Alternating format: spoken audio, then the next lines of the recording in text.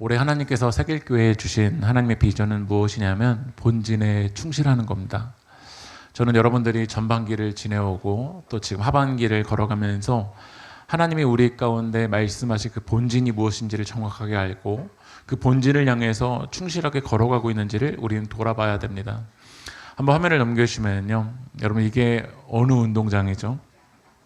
야구 운동장입니다.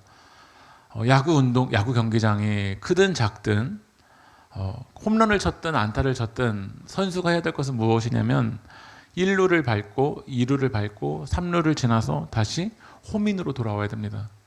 그러니까 우리 인생이 클 수도 있고 작을 수도 있고 우리 여러분의 인생이 홈런을 쳤을 수도 있고 안타를 쳤을 수도 있지만 중요한 건 하나님으로부터 시작해서 하나님이 맡겨주신 1루, 2루 그 사명의 자리를 갖다가 우리는 다 하나님께로 돌아갈 사람입니다. 그것이 우리의 인생의 본진입니다. 우리는 다 하나님께로부터 빈손으로부터 왔다가 다시 하나님께로 빈손으로 가야 될 사람들입니다. 이것이 본진인지를 아는 사람들은 이 땅에서 집착해야 될 것에 집착하지 않을 겁니다. 무엇이 본진인지를 알고 우리가 가야 될 1루, 2루, 3루가 어딘지를 아는 사람들은 삶의 태도와 자세가 아마 달라질 겁니다. 여러분들의 인생의 본진이 안다면 이제 우리가 해야 될 것은 무엇이냐면 1루를 향해서 충실하게 나아가야 됩니다. 근데 가끔 야구 경기를 보면 어떤 타자들은 자기가 공을 친 다음에 이게 수비수에게 이 공이 아웃될 것 같아서 잡힐 것 같아서 충실하게 뛰지 않는 선수들을 봅니다. 근데 그 공이 안타가 된 거죠. 그럼 충실하게 뛰지 않는 선수들은 어떻게 되냐면 결국 1루를 향해서 나가지 못하기 때문에 아웃됩니다. 결과는 어떻게 되는지 그 다음일 거고요. 내가 해야 될 건 무엇이냐면 친 다음에 해야 될 것은 무엇이냐면 1루를 향해서 충실하게 나아가야 됩니다. 이정우 선수를 보면 결과는 나중에 맡기고 최선을 향해서 1루를 갈 때, 2루를 향해 갈 때 그것이 안타로 연결되는 경우를 봅니다. 그러나 쳐놓고 이게 아웃되겠지 라는 자기 짐작 속에서 충실하게 걸어가지 못한 선수들을 보면 감독에게 어떻게 되죠? 책망을 당하게 됩니다. 성경에 보면 요한계시록에 7교회가 나타납니다. 그러나 2교회를 제외한 나머지 교회들은 예수님께 책망을 받았습니다. 왜 그럴까요? 1루를 향해서 충실하게 나아가야 되는데 쳐놓고 자기 결과로, 자기 생각으로, 자기 편견으로 충실하게 나아가지 못할 때 예수님께 책망을 받는다라는 거예요. 예수님 주변에 예수님 기적을 일으킬 때 수많은 무리들이 있었습니다. 그러나 제자들은 소수였습니다. 제자라고 말할 수 있는 사람들은 어떤 사람이냐면 충실하게 나아가는 사람일 겁니다. 여러분은 예수님 주변에 있는 무리입니까? 아니면 제자입니까? 오늘 우리들이 읽은 누가복음 14장에서는 주인이 잔치를 벌입니다. 잔치를 만들고 큰 길에 가서 골목길에 가서 소외된 사람, 노숙자, 안 못 보는 사람 모두 잔치에 초대합니다. 하나님이 오늘 우리 새길교회 모든 성도님들을 하나님의 은혜의 자리로 초대하신 줄 믿습니다. 하나님의 은혜는 모두에게 열려 있습니다. 건강한 사람이든 연약한 사람이든 부자이든 가난한 사람이든 많이 배웠든 못 배웠든 여러분의 삶 속에서 어떤 실패의 일이 있을지라도 하나님의 은혜는 모두에게 열려 있습니다. 그리고 오늘 그 하나님의 은혜의 초대를 받은 사람들이 누가복음 14장을 보면 많은 무리들이 몰려들었습니다. 많은 무리들이요. 그러면 많은 무리들이 몰려들 때 예수님 뭐 해야 될까요? 회식해야 되지 않나요? 오늘 많이 몰려들었잖아요. 여러분들 어떤 일을 하고 있는데 사람들이 많이 몰려들어요. 그럼 뭐 해야 될까요? 거기 우리는 막 자화자찬하고 파티해야 되지 않을까요? 그런데 누가복음 14장 25절 말씀 한번 읽어볼게요. 시작.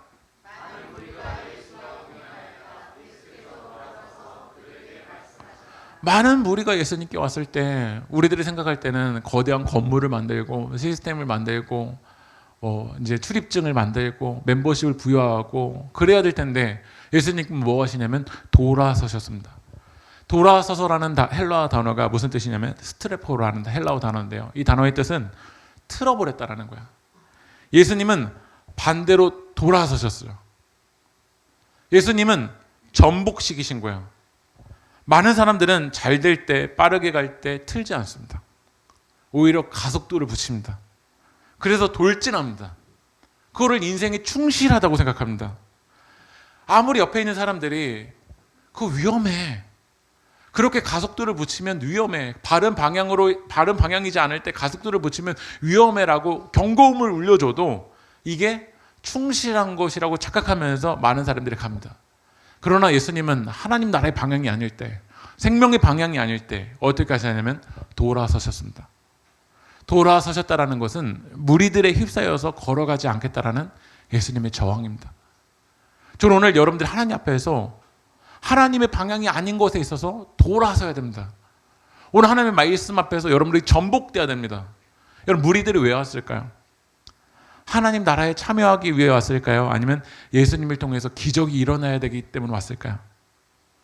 하나님 나라에 참여하기 위해서 왔을까요? 아니면 예수님을 통해서 기적이 일어나니까 병만 고치기 위해 왔을까요? 많은 무리들이 십자가의 길을 걸어가기 위해 왔을까요? 아니면 로마로부터 많은 핍박을, 그것을 자유하기 위해서, 정치적인 해방을 위해서 왔을까요?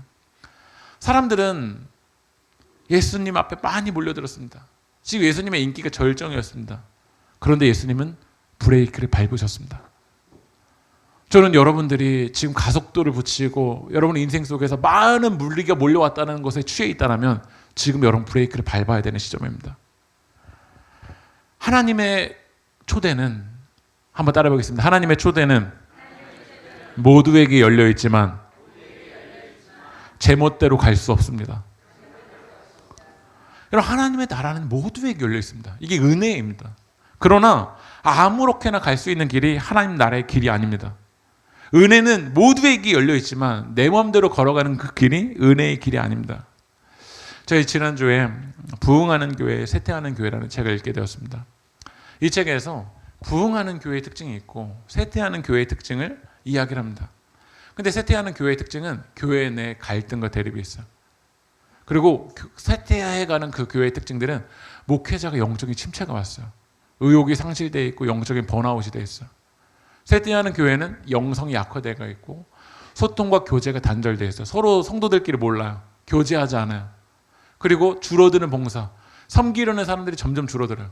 다 교회가 외주화시켜요. 청소도 봉사도 식사도 다 외주화시켜요. 찬양팀도 외주화시켜요. 그리고 중요한 게 잃어버린 허리 세대. 그런데 제가 이 책을 읽을 때 쇠퇴하는 교회에서 첫 번째 특징을 이야기한 게 뭘까요? 여기 제가 알았습니다. 첫 번째, 읽어보니까 뭐라고 되어 있냐면 책임 전가라는 거야. 쇠퇴하는 교회의 특징은 남 탓하는 교회라는 거야. 넘기시면요, 이 책에서는 이렇게 얘기합니다. 쇠퇴하는 교회 목회자들은 사회 전반의 세속화, 변화된 가치관, 코로나 이후 종교생활 패턴의 변화, 과거 목회자의 문제 등을 돌며 교회 성장의 한계를 설명한다. 교회의 쇠퇴의 본질적인 원인을 내부 구조와 공동체의 영성 상태에 찾기보다는 나와 무관한 외부 탓으로 돌리는 자기 방어적 태도를 강화한다라는 거야. 왜 문제가 일어나는가? 왜 우리 교회가 쇠퇴하는가? 이걸 다 외부 탓하는 거야. 외부 탓. 시대가 이래서 그래. 상황이 이래서 그래. 사람들이 안 바뀌어서 그래. 이걸 다 외부의 탓으로 돌리고 있다는 거야. 책에서 뭐라고 얘기하냐면, 넘겨주면요, 부흥하는 교회는 특징이 있다는 거야. 상황의 책임과 해결책을 자신 안에서, 다시 말하면 예배 본질, 공동체 회복, 다음 세대 교육, 소그룹 활성화 같은 내적인 사역과 영적인 기초가 교회가 바로 세워져 있는지 안을 돌아본다는 거야. 예수님 무리가 왔을 때 돌이키셨어요. 외부 탓하지 않으셨어요. 지금 우리가 왜 모였는지, 우리가 무엇 때문에 있는지, 우리의 본질이 무엇인지, 우리는 본질에 충실하고 있는지 지금 잘못되어 있을 때 전복시키셨어요. 한번 넘겨주실게요. 반면에 쇠퇴하는 교회는 교회 내 감소나 세대 이탈, 지역 인구 구조 변화, 우리 일산 일기 신도시여서 그래요. 네. 우리 일산 이제 노령화돼서 그래요. 이 조건을, 주된 원인을 밖으로 찾는 거야. 결국 내부 안에서 우리가 변화돼야 되고 무릎 꿇어야 될 이 문제는 보지 않고 있다는 거죠. 우리는 뭐 하고 있을까요? 예수님은 지금 무리들이 몰려들 때 외부 탓하지 않으셨습니다. 오히려 지금 내면이, 우리의 기초가, 우리가 뿌리가 바로 세워지지 않았을 때 예수님 전복시켰어. 잘못되어 있어. 이거 돌이켜야 돼. 아무리 많이 무리가 많아도 이거 반짝이야. 뿌리가 하나님 앞에 세워져 있지 않을 때, 본질에 충실하지 않을 때 우리는 결코 무너진다는 걸 주님은 말씀하고 계십니다. 누가복음 14장 26절 말씀 한번 읽어보겠습니다. 시작.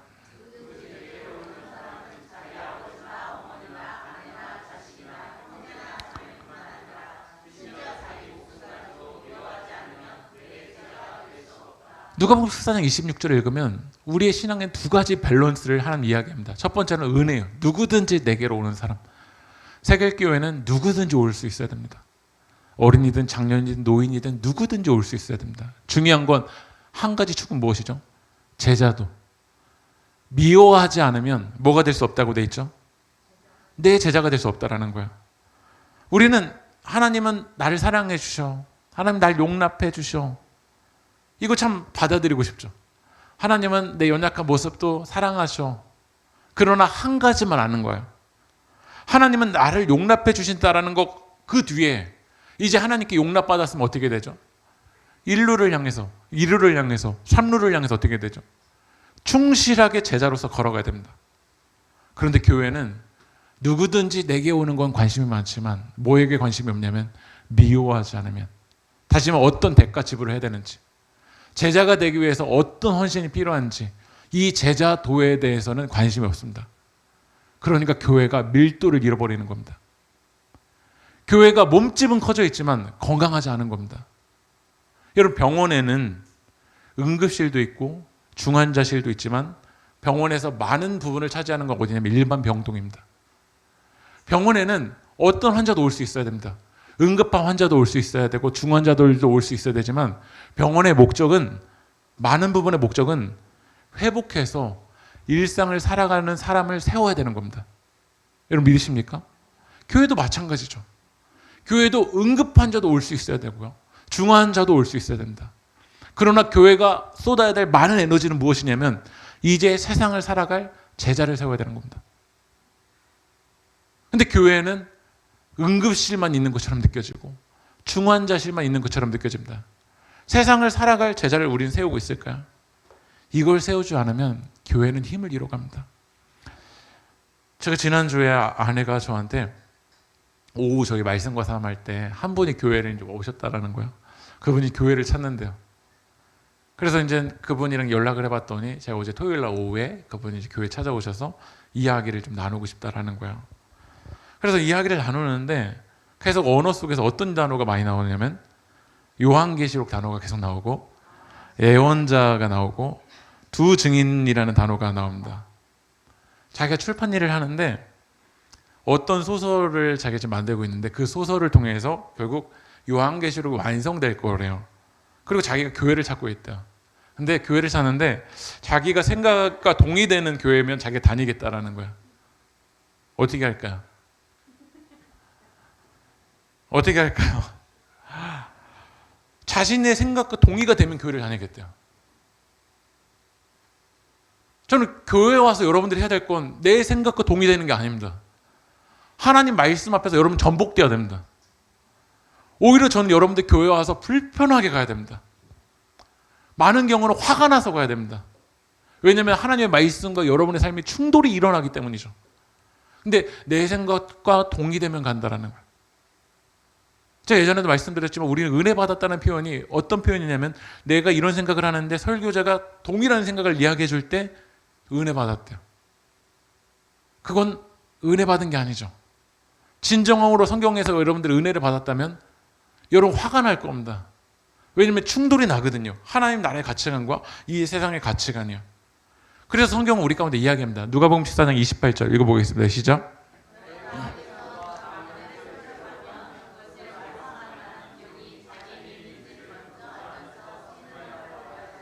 망대는 무엇이냐면 망을 보기 위해서 세운 높은 대입니다. 그 높은 대를 세울 때 사람들은 뭘 할까요? 그 건물을 준공하기까지 어떤 대가를 지불해야 되는지 계산합니다. 그렇지 않으면 어떻게 할까요? 시작은 했지만 완공을 하기 어렵습니다. 성경이 쓰여지는 시대에 헤롯 일가들이 그랬습니다. 헤롯 일가들이 자기의 세력을 과시하기 위해서 어떻게 하냐면 거대한 건물을 만들어요. 여러분 경주에도 가보시면 자기 왕의 세력을 과시하기 위해서 높은 건물을 만듭니다. 왕들이 자기의 세력을 과시하기 위해서 높은 건물들을 만들어요. 헤롯도 그러고 싶었어요. 그래서 건물을 만들어놨는데 어떻죠? 많은 건축물들이 시작은 했는데 완성이 안 되는 거예요. 그러니까 사람들이 어떻게 하냐면 조롱합니다. 지금도 여러분들이 길을 가다가 어떤 시골길을 가다가 보면은 흉물로 있습니다. 왜 그러죠? 시작은 했는데 계산을 제대로 못했던 거야. 이 건축 시간과 건축 비용이 얼마나 들지를 제대로 계산하지 않고 시작만 한 거야. 그러면 그 모습이 어떻죠? 사람들에게 영향력을 끼치기보다 조롱거리가 되고 있다는 거야. 저는 신앙인들의 모습이 어떤가 생각해 봅니다. 골조는 만들어 놓고 시작은 했는데 우리가 완성이 되어 있는가, 아니면 우리의 모습이 영적인 흉물로 있는가. 1년이 지났는데도 완성이 되지 않고 2년이 지났는데도 완성이 되지 않고 거기 안에 관리도 되지 않고 잡초에 그냥 거미줄에 몇 년이 지나도 완성하지 않는 흉물로 남아있는 게 여러분 건물만일까요? 아니면 우리들의 모습일까요? 하나님이 우리 가운데 원하시는 건 모든 이들에게 하나님의 은혜는 열려 있습니다. 그러나 중요한 건 그게 신앙의 전부가 아닙니다. 은혜로 시작했지만 여러분들이 제자가 돼야 됩니다. 제자가 되기 위해서 계산해야 됩니다. 뭘 계산해야 되냐? 이 믿음의 길을 걸어가기 위해서 무엇을 포기해야 되는가? 무엇을 내려놔야 되는가? 내가 집착하고 있었던 것들로부터 무엇이 유연해야 되는가? 말씀 읽어볼게요. 마태복음 24장 13절 읽어보겠습니다. 시작. 여러분 끝까지 가야 됩니다. 건축을 시작한 것으로 끝나는 것이 아니라 끝까지 가야 됩니다. 끝까지 가지 않으면 성경은 뭐라고 하는지 읽어볼게요. 29절 30절 읽어보겠습니다. 시작. 완성하지 못하면 보는 사람들이 그를 비웃을 것이며 이 사람이 짓기를 시작만 하고 끝내지는 못하였구나 하고 말할 것이다. 여러분의 모습은 어떻습니까? 기초는 있는데, 시작은 있는데 지금 완성을 향해 나아가고 있습니까? 아니 몇 년째 그대로 나의 영적인 상태는 흉물로 있습니까? 주님 그걸 점검하셨던 거야. 하나님의 은혜는 모두에게 열려있다. 가난한 자든 연약한 자든 못 배웠든 모두에게 하나님의 은혜는 열려있다. 그러나 그게 목적이 아니다. 주님 다시 오실 때까지 우린 주님 나라의 완성을 향해서 여러분들 끝까지 걸어가야 될 사명이 있는 줄 믿습니다. 누가복음 14장 31절 읽어보겠습니다. 시작. 또 어떤 임금이 다른 임금과 싸우러 나가려면 2만 명을 거느리고서 자기에게로 쳐들어오는 그를 자기가 10,000명으로 당해낼 수 있을지를 먼저 앉아서 헤아려 보아야 하지 않겠느냐. 어떤 임금이 다른 임금과 싸우려고 하는데 자기는 10,000명밖에 없는데 다른 임금은 몇몇 명을 가지고 있죠? 2만 명을 가지고 있습니다. 그러면 싸우는 사람은 지금 화친을 해야 되는지 아니면 어떤 전략을 써야 되는지 뭐 해야 되죠? 헤아려 봐야 됩니다. 헤롯이 헤로디아와 결혼하려고 했어요. 근데 그 첫 번째 아내가 있었습니다. 그 첫 번째 아내가 아라비아 왕 아테타스의 딸과 이제 이혼을 해야 되는 거예요. 그러니까 아테타스의 딸과 이혼하면서 어떻게 됐냐면 아라비아와 전쟁을 벌여야 됐습니다. 그런데 전쟁을 하러 나갔다가 전쟁에서 대패를 했습니다. 왜 그럴까요? 이 여인과 아내를 맡고 싶지만 이 여인을 포기하기 위해서 어떤 싸움을 해야 되는지는 그거는 생각하지 않았던 거예요. 우리들이 누군가 이제 결혼하고 누군가 사랑하기 위해서 즐기는 것만으로 이루어지지 않습니다. 근데 많은 젊은이들이 뭐만 계산하냐면 스드메. 네. 그건 진짜 일부밖에 되지 않습니다. 그 한 사람을 평생 사랑하기 위해서 어떤 마음의 헌신이 있어야 되고 어떤 마음의 준비가 있는지 이걸 헤아려야 됩니다. 이걸 준비해야 됩니다. 근데 그렇지 않고 당장의 쾌락? 당장의 쾌락만으로 평생을 갈 수 있을까요? 스드메만으로 평생을 갈 수 있을까요? 오히려 결혼식이 지옥처럼 느껴지는데요. 우리들 진짜 헤아려야 될 게 뭘까요? 이 믿음의 길을 걸어갈 때요. 오늘 예수님은 두 가지 예화의 결론입니다. 제자가 되기 위해서 아무렇게나 따라가서는 안 된다. 은혜가 모두에게 열려있지만 끝까지 제자로 걸어가기 위해선 철저한 대가 지불이 필요하다라고 말씀하십니다. 말씀 읽어볼게요. 누가복음 14장 26절 읽어볼까요? 시작.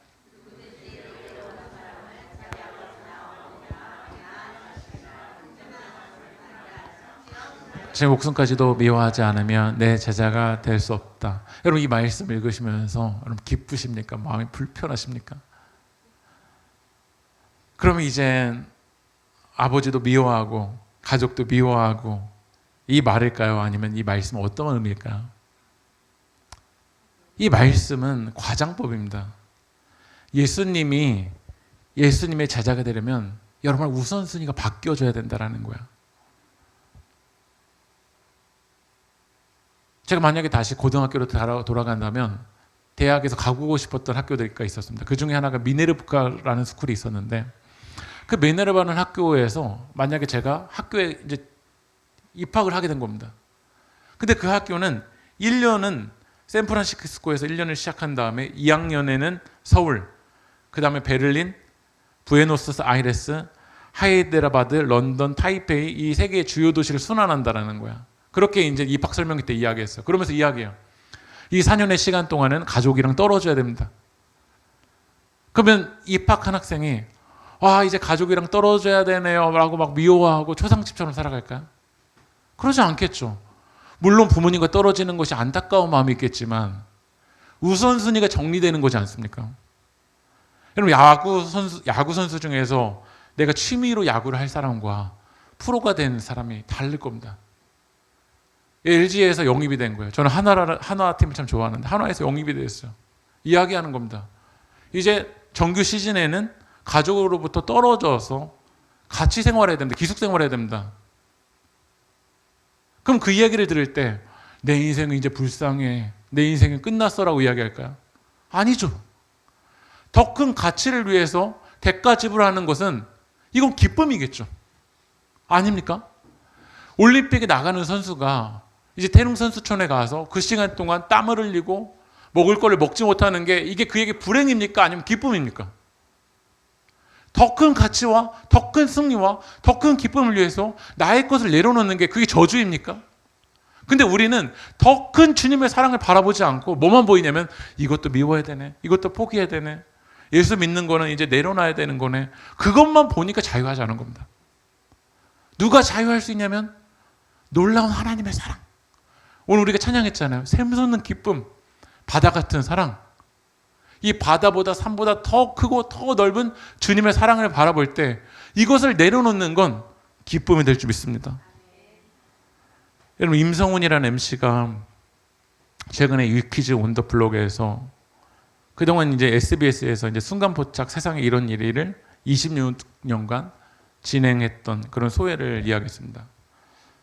그런데 이제 그 임성훈이라는 MC가 그 순간포착 세상에 이런 일을 이제 생방송을 진행해야 되는데 녹화 전날에 캐나다에 계시던 이가 이제 부고의 소식을 들었던 거예요.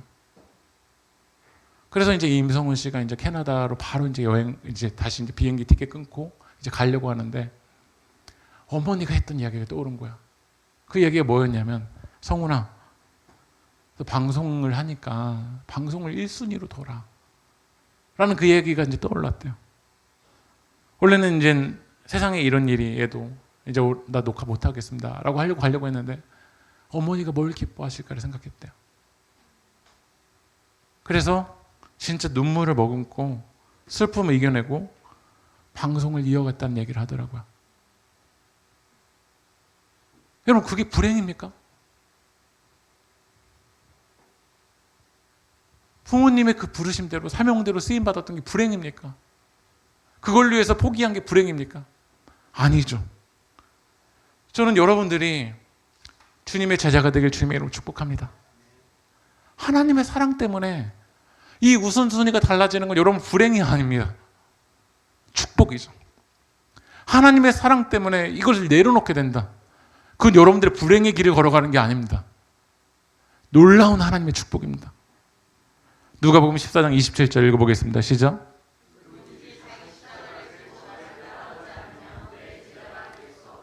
저는 우리 세계교회 모든 성도님들이 주님의 제자가 되길 축복합니다. 근데 주님 뭐라고 말씀하시냐면 자기 십자가래요. 자기 십자가.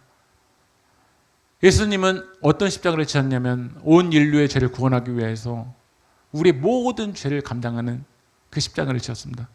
근데 이 누가복음 14장 27절에서 말하는 자기 십자가는 예수님의 십자가가 아니라 여러분들이 져야 될 십자가가 있다는 거죠.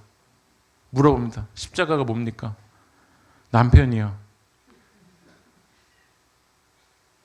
십자가가 뭡니까? 자녀요. 그게 십자가입니까? 성경이 말하는 십자가는 여러분의 불성실을 이야기하는 게 아닙니다. 여러분의 불성실 때문에 당하는 고통을 십자가라고 이야기하지 않습니다. 하나님 나라에 참여하기 위해서 복음 때문에 겪는 고난을 성경은 십자가라고 이야기합니다.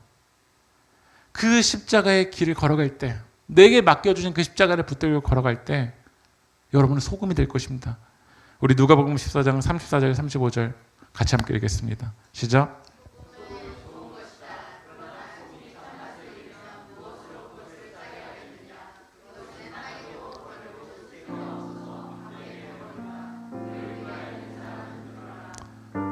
저는 우리 새길교회가 하나님의 은혜로 출발했다면 이제 소금과 같은 교회가 되었으면 좋겠습니다.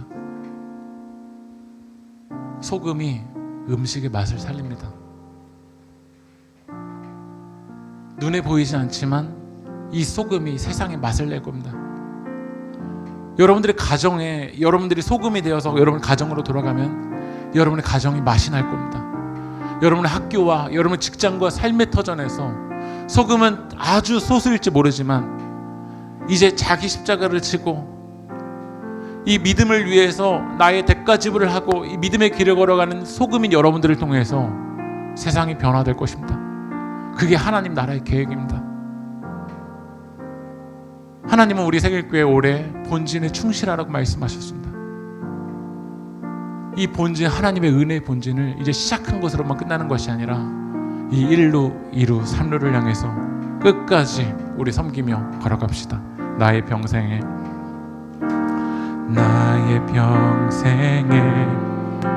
가장 복된 일은 내가 예수님을 만난 것이라.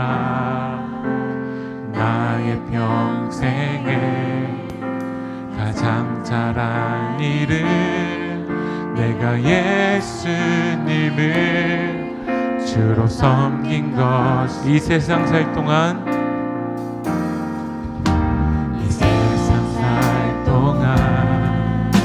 내가 걷는 길이 때론 험하여서 넘어질 때도 주의 강한 손이 나를 붙드시니 나는 예수님 주로 섬기며 살리. 나는 주를 섬기는 것에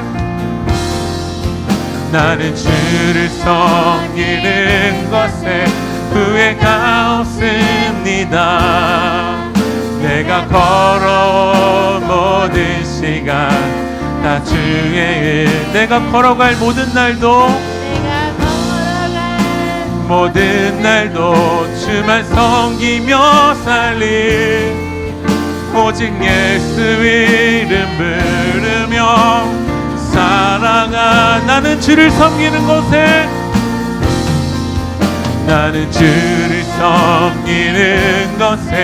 후회가 없습니다.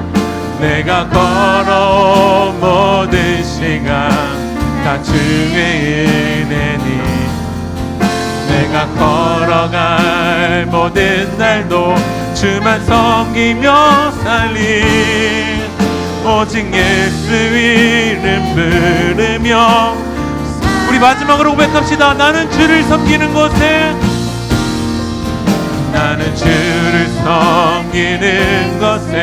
후회가 없으니 내가 걸어온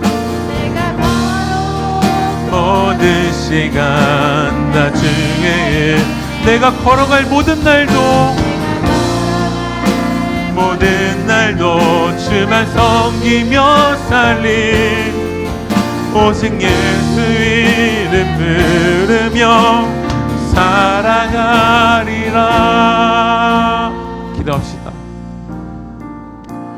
누구든지 자기 십자가를 지고 나를 따라오지 않으면 내 제자가 될 수 없다. 하나님이 여러분을 부르신 목적은 제자가 되는 것인 줄 믿습니다. 예수님은 많은 무리가 몰려들었지만 오히려 가속도를 높여가야 될 그 시점에 돌이키셨습니다. 왜 돌이키셨냐면 제자의 그 길 없이, 제자의 도 없이 내 욕망과 욕심을 취하기 위한 그 무리를 주님은 전복시키셨습니다. 오늘 신 여러분 기도할 때 여러분의 중심을 전복시키십시오. 여러분의 중심을 전복시키십시오. 하나님의 뜻이 아닌 것에 무리에 취해 있는 여러분의 모습을 전복시키십시오. 오늘 시간 하나님께 구하십시오. 주님으로 채우지 않는 내 삶을 주님 전복시켜 주셔서 돌이켜 주셔서 다시 대자도의 길 걸어갈 수 있게 달라고, 끝까지 주님 십자가의 길 걸어갈 수 있게 달라고, 나에게 맡겨주신 그 십자가 지고 주님 따라가는 제자 될 수 있게 달라고 다시 한 번 더 기도하며 나가겠습니다. 기도합시다. 주여 아버지 하나님, 우리들이 무리에 취해서 이 세상에 아버지 하나님 이 속도에 취해서 하나님 돌이키지 아니하고 돌아서지 아니하고 아버지 하나님 헤아리지 아니하고 하나님 주님 나라를 위해서 내가 어떤 대가집을 해야 되는지 그것을 보지 아니하고 아버지 하나님 우리들이 이 무리에 취해 있었던 그 모습들이 우리들의 모습임을 주님 회개합니다. 주님 오늘 시간 우리들이 하나님의 말씀 앞에서 전복되어지는 시간이 되어지길 소망합니다. 더 큰 하나님의 놀라운 그 사랑 때문에, 더 큰 하나님의 사랑의 우선순위 때문에 무엇이 정리되어야 되고 어떤 우선순위가 바뀌어야 되는지 오늘 하나님의 말씀을 통하여서 아버지 하나님 회복되길 원합니다. 내 삶의 우선순위가 주님 때문에 무엇을 정리하고 있고 무엇을 헤아리고 있고 무엇을 내려놓고 있는지 하나님의 말씀 앞에서 하나님 다시 한번 되돌아보길 원합니다. 하나님의 뜻 앞에서 다시 한번 내 삶의 우선순위가 정리되길 원합니다. 아버지 하나님, 하나님의 놀라운 그 사랑 때문에 하나님 우리들이 집착하고 있었던 것들을 내려놓을 수 있는 우선순위가 정리될 수 있는 아버지는 그 시간이 되어지길 원합니다. 나 아무것도 주님을 바꾸지 않겠습니다. 다른 은혜 구하지 않겠습니다. 주님만이 우리 삶의 도움이십니다. 아버지는 그 주님의 얼굴을 바라보기 원합니다. 주님, 온 마음과 정성 다해서 아버지 하나님의 신실한 친구로 살아갈 수 있도록 하나님 우리를 인도하여 주시옵소서. 이것이 우리 고백과 우리 결단과 우리 삶이 되어서 이 세상에서 아버지 하나님 빛과 소금으로 살아갈 수 있도록 성령 하나님 우리 인도하여 주시옵소서. 아버지 하나님 도와주시옵소서. 하나님 오늘 말씀을 통해서 다시 한번 돌이키길 원합니다. 우리가 무리에 취해서 어떤 맛도 내지 못하는 자로 살아가고 있지 않았는지 오늘 이 시간 다시 한번 돌아봅니다.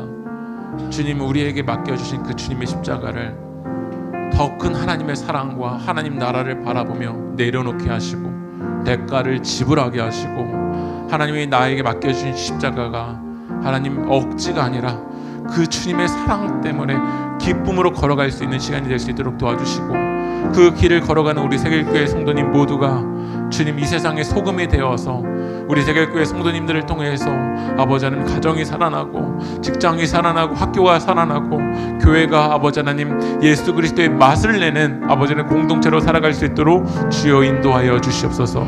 이루고 역사하실 주님을 찬양하며 이 모든 말씀 살아계신 예수님의 이름으로 기도합니다.